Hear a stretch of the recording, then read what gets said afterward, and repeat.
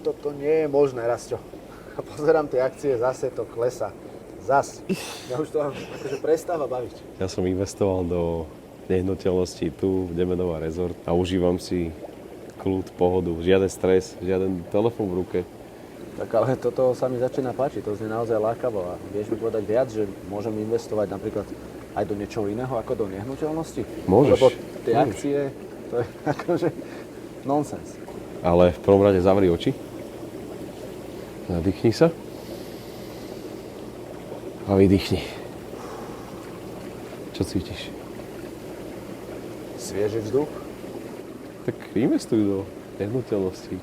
Tatra Invest a aj ty si môžeš užívať pohodu, kľud, relax. A nemať stále ten telefón v ruke. tatrainvest.sk, tam nájdeš úplne všetky informácie.